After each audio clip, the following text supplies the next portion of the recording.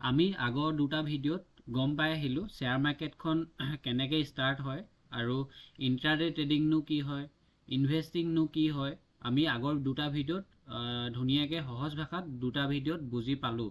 এতিয়া আমি কি কৰিম, ট্ৰেডিং কৰিবৰ কাৰণে, আমি যিহেতু ট্ৰেডিং কৰিবৰ কাৰণে বহুত ইণ্টাৰেষ্টেড হয়, আমি ইণ্ডিয়ান মানুহবিলাকৰ মাইণ্ডছেটটো আমাৰ এনেকুৱা ধৰণৰ হয় কি পইচা খুব সোনকালে আমাৰ প্ৰফিট লাগে, আৰু ৰৈ থাকিবলৈ মানে ধৈৰ্য নাই, ডাইৰেক্ট প্ৰফিটে লাগে মাৰ্কেটত আহি। সেইকাৰণে ডাইৰেক্ট যদি আপোনালোকে প্ৰফিট কৰিম বুলি বিচাৰিছে তেতিয়াহ'লে ট্ৰেডিং কৰিব লাগিব। ট্ৰেডিং মই আগৰ ভিডিঅ'ত কৈ আহিছিলোঁ, আপোনালোকৰ মনত আছে চাগে। যদি নাই চোৱা আগৰ ভিডিঅ'টো একবাৰ চাই ল'ব, তেতিয়া এই ভিডিঅ'টোলৈ আহিব, আপোনালোকে সহজভাৱে বুজি পাব।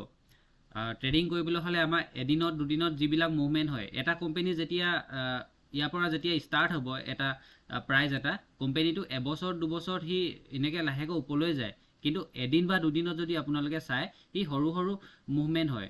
এটা কোম্পানী ফাণ্ডামেণ্টেল ভাল, তাৰ কোম্পানীটোৰ গোটেই গ্ৰ'থটো ভাল, তাৰ দুবছৰৰ 3 বছৰৰ যিটো বেলেঞ্চ শ্বীট ডাটা হয়, তাৰ কৰ্মকৰ্তাও ভাল, তাৰ গোটেইবিলাক বস্তু ভাল আছে, সেইটোকে ফাণ্ডামেণ্টেল বুলি কয়। সেই বস্তুটো গোটেইটো ভাল থাকিলেও মাৰ্কেটটো যিমান গ্ৰ' হ'লেও মাজতে কেতিয়াবা 1-2 দিন মাৰ্কেট তললৈ গিৰিব পাৰে।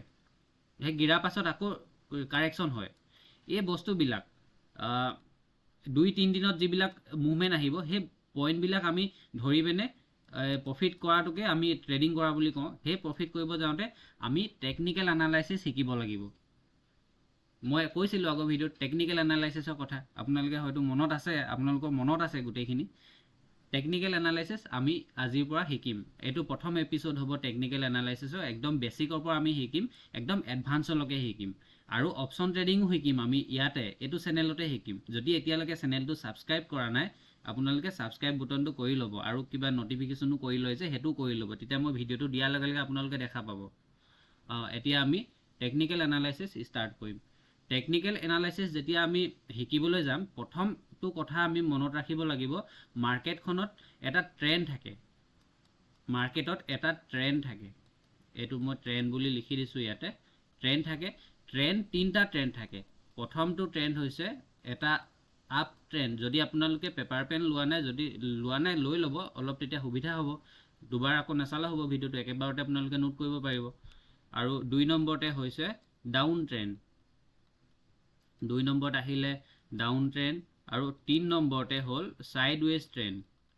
আপোনালোকে যিকোনো সময়তে যেতিয়া মাৰ্কেটটো চাব, যিকোনো সময়ত এই তিনিটাৰ ভিতৰত ছাইডৱেজ, এই তিনিটাৰ ভিতৰত আপোনালোকৰ যিকোনো এটা ট্ৰেণ্ড এনি টাইম দেখা পাবই। এটা কি ক'লোঁ মই প্ৰথম, আপ ট্ৰেণ্ড, 2 নম্বৰতে হৈছে ডাউন ট্ৰেণ্ড, 3 নম্বৰতে হৈছে ছাইডৱেজ। এতিয়া আমি শিকিম আপ ট্ৰেণ্ডটোনো কি হয়। ঠিক আছে, আপ ট্ৰেণ্ডটো কি হয় শিকিম। এতিয়া এইটো ৰিলায়েন্সৰ চলি আছে, ৰিলায়েন্সৰ হয় এইটো ষ্টকটো, ৰিলায়েন্সৰ চাৰ্টখন আছে।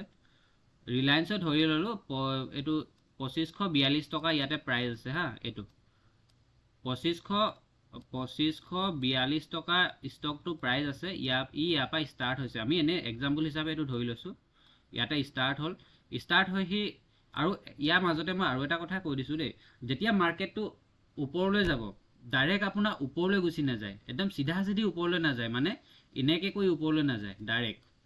সি সদায় এটা কাৰেকশ্যন হৈ যায়, মানে এনেকৈ অকণমান ওপৰলৈ গ'ল, আকৌ এনেকৈ তললৈ আহিলে, আকৌ অলপ এনেকৈ ওপৰলৈ গ'ল, আকৌ এনেকৈ তললৈ আহিলে।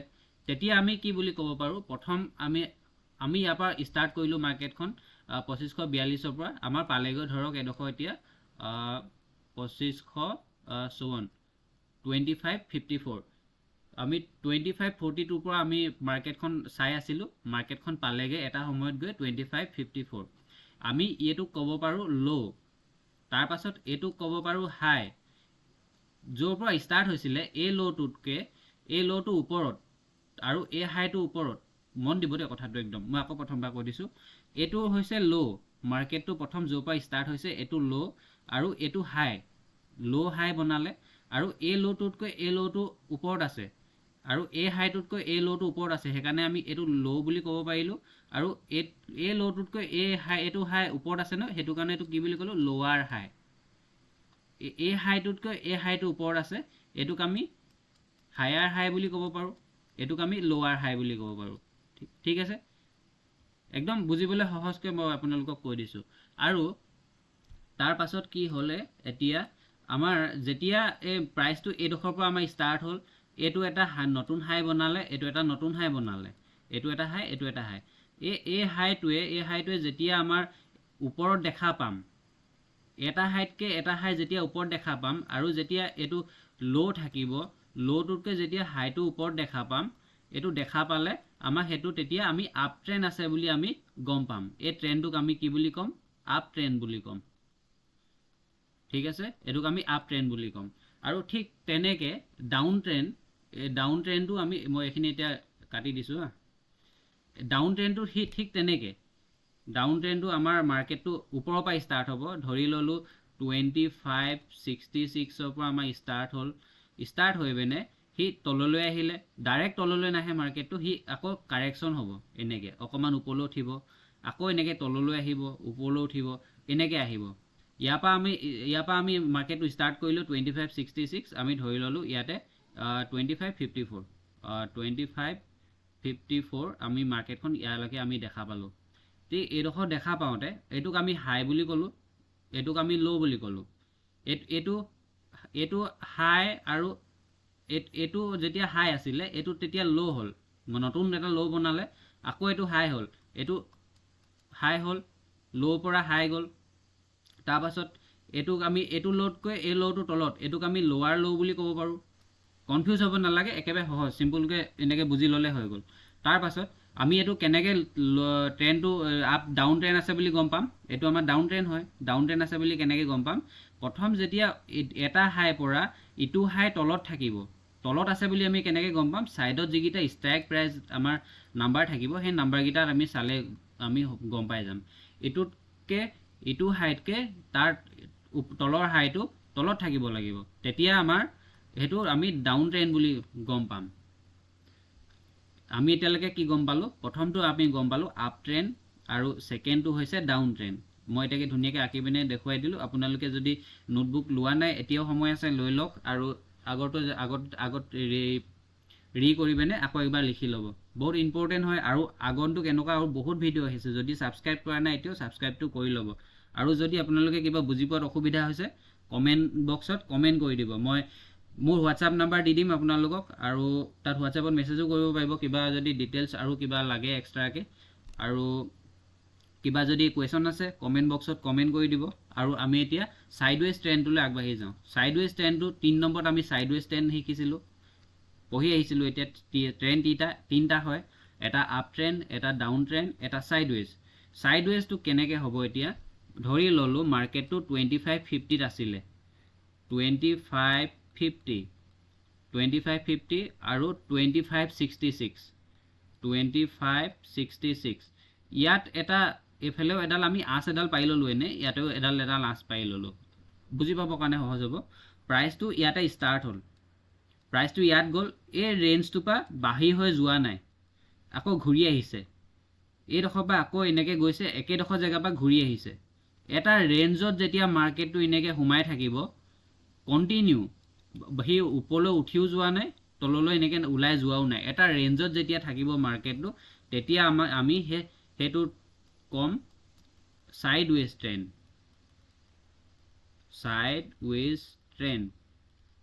ভিডিঅ'টো অকণমান দীঘল হ'ব পাৰে, আপোনালোকে স্কিপ নকৰাকৈ ধুনীয়াকৈ চাই থাকক। ছাইডৱেজ ট্ৰেণ্ড হৈ গ'ল। প্ৰথমটো আপ ট্ৰেণ্ড গম পালোঁ, ছেকেণ্ড ট্ৰেণ্ডটো ডাউন ট্ৰেণ্ড গম পালোঁ, 3 নম্বৰ ট্ৰেণ্ডটো আমি ছাইডৱেজ ট্ৰেণ্ড গম পালোঁ। মাৰ্কেটখনত টেকনিকেল এনালাইচিছ শিকিবলৈ আহিলে প্ৰথম আপোনালোকে এইটো কথাই জানিব লাগিব, ট্ৰেণ্ড কেই প্ৰকাৰৰ হয়, আৰু ট্ৰেণ্ডটো আপুনি চিনি পাব লাগিব, মাৰ্কেটখনত কোনটো ট্ৰেণ্ড চলি আছে, তেতিয়াহে আপোনালোকে ইণ্ট্ৰাডেত প্ৰফিট কৰিব পাৰিব। আৰু এই টেকনিকেল এনালাইচিছটো আপুনি বহুত দিনৰ কাৰণে যেতিয়া আপোনাৰ ষ্টক এটাত ইনভেষ্ট কৰিব, তেতিয়া আপোনালোকৰ ইমান এটা দৰকাৰ নহ'লেও হয়, কিন্তু ট্ৰেডিঙৰ কাৰণে আপুনি যদি টেকনিকেল এনালাইচিছ নাজানে, তেতিয়াহ'লে সম্পূৰ্ণ গেম্বলিং হ'ব। আৰু আপোনালোকে সেই গেম্বলিং কৰাটো মই কেতিয়াও নিবিচাৰোঁ। সেইটো কাৰণে মই ইমানখিনি কৈ পিনে ভিডিঅ' বনাইছোঁ। মোৰ ইমান ভিডিঅ' বনোৱাই মোৰ হেৰি নাই, এইটো কি বুলি কয়, এক্সপিৰিয়েঞ্চ নাই, তথাপি মই চেষ্টা কৰিছোঁ। আৰু মই সিমান ভালকৈ মই এডিটো কৰিব নাজানো, ভিডিঅ' যি হৈছে আৰু ডাইৰেক্ট যেনেকৈ কৈছোঁ তেনেকৈ বনাই দিছোঁ। আৰু আমি গম পালোঁ এতিয়া ট্ৰেণ্ড কেই প্ৰকাৰৰ হয়। ট্ৰেণ্ড 3টা trend, up trend, down trend আৰু ছাইডৱেজ। আৰু এই যে এটা মই আগতে আঁকি দিছিলোঁ, যেতিয়া এটা আপ ট্ৰেণ্ড এনেকৈ চলি আছিলে, এনেকৈ লোৱাৰ হাই হায়াৰ ল' এনেকৈ বনাই যেতিয়া গৈ আছিলে, এই হাইটোতকৈ এই হাইটো সমান এটা এনেকৈ যদি চাওঁ, সমান এটা জেগাতে আমাৰ টাচ হৈছে, মানে এনেকৈ এডাল আঁচ এডাল দিব পাৰোঁ আমি, হয় দিব পাৰোঁ। আপুনিও দেখিছে এতিয়া। আৰু এই তলফালে এতিয়া যেনেকৈ এইটো এটা আছে, ইয়াতো সমান এটা ৰেঞ্জত এনেকৈ আঁচডাল গৈছে, ইয়াতো এডাল আমি আঁচ পাৰি দিব পাৰোঁ। মই কালাৰটো চেঞ্জ কৰি মই আপোনালোকক দেখাই দিছোঁ। ইয়াত আমি এডাল আঁচ দিব পাৰোঁ, এনেকৈ আঁচ, আৰু ইয়াত এডাল আঁচ দিব পাৰোঁ। যিহেতু আমি এতিয়া কি পঢ়ি আছোঁ, ট্ৰেণ্ড কেই প্ৰকাৰৰ, আকৌ এবাৰ মই ৰিপিট কৰি দিছোঁ, আপ ট্ৰেণ্ড, ডাউন ট্ৰেণ্ড, ছাইডৱেজ। তিনি প্ৰকাৰৰ আমি ট্ৰেণ্ড পালোঁ। তেতিয়াহ'লে আমি এডাল যে আঁচডাল যে জানিলোঁ, এডালক আমি ট্ৰেণ্ড লাইন বুলি ক'ব পাৰিম, ডেফিনেটলি পাৰিম। ট্ৰেণ্ড লাইন এডালক আমি কি বুলি কওঁ, ট্ৰেণ্ড লাইন।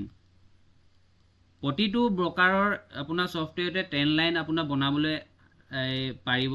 মই এডাল দেখুৱাই দিছোঁ ইয়াতে, ট্ৰেণ্ড লাইনডাল কেনেকৈ আপোনালোকে বনাব পাৰিব। আপোনালোকে এইটো আপষ্টক মই একাউণ্ট খুলি আছোঁ, যদি আপোনালোকে যদি বিচাৰে মই বোলে ট্ৰেডিং শিকিম, টেকনিকেল এনালাইচিছ শিকিম, কেনেকৈ ট্ৰেণ্ড লাইন বনাই কি কয়, মই ডেছক্ৰিপশ্যনত লিংক দি দিম। আপষ্টক হওক, জেৰোধা হওক, গ্ৰ' হওক, মই কেইবাটাও ভাল ব্ৰকাৰৰ লিংক দি দিম, আপোনালোকে তাৰ পৰা গৈ ডাউনলোড কৰিব পাৰিব। আৰু ইয়াতে আপোনাৰ ট্ৰেণ্ড লাইনটো এনেকৈ আহিলে, ট্ৰেণ্ড লাইনটো এনেকৈ ইয়াতে ক্লিক কৰি পিনে এইটো এনেকৈ কৰি দিলে ট্ৰেণ্ড লাইন এটা বনি যায়। মই এইটো ছফ্টৱেৰটো কেনেকৈ আপোনাৰ অপাৰেট কৰিব লাগে মই আপোনালোকক শিকাই দিম এটা ভিডিঅ'ত এক্সট্ৰাকৈ বনাই। ঠিক প্ৰাইচটো এনেকৈ কৈ ঘূৰি আহিলে এইটো আমাৰ এইটো ট্ৰেণ্ড লাইন বুলি কওঁ, মানে সেইটোকে মোক কৈছোঁ এতিয়া। এইটো ট্ৰেণ্ড লাইন। আমাৰ টেকনিকেল এনালাইচিছৰ প্ৰথম আমি শিকিবলৈ আহিলে এই ট্ৰেণ্ডটোকে শিকিব লাগিব। ফাৰ্ষ্ট কথা, ট্ৰেণ্ড আমি 3 প্ৰকাৰৰ পাই গ'লোঁ, আপ ট্ৰেণ্ড, ডাউন ট্ৰেণ্ড, ছাইডৱেজ। আৰু আমি আজি ট্ৰেণ্ড লাইনডাল শিকিলোঁ। ট্ৰেণ্ড লাইনডালটো কেনেকৈ আমি লগাব পাৰোঁ, হায়াৰ ল'ত কেনেকৈ আমি ট্ৰেণ্ড লাইন লগাব পাৰোঁ শিকিলোঁ। আৰু ভিডিঅ'টো বহুত দীঘল হৈ যাব, সেইটো কাৰণে বেছি দীঘল নকৰোঁ। আৰু এটা মই এনেকৈ শ্বৰ্টকৈ ইয়াৰ নেক্সট পাৰ্টটো মই আপোনালোকৰ মাজলৈ মই লৈ আহিম, অতি সোনকালে লৈ আহিছোঁ, কাইলৈ বা পৰহিলৈ মই দি দিম আকৌ এইটো আপলোড। আপোনালোকে ছাবস্ক্ৰাইব কৰা নাই যদি এতিয়াও ছাবস্ক্ৰাইবটো কৰি ল'ব, তেতিয়া মই আপলোড কৰাৰ লগে লগে আপুনি নেক্সট ভিডিঅ'টো চাব পাৰিব।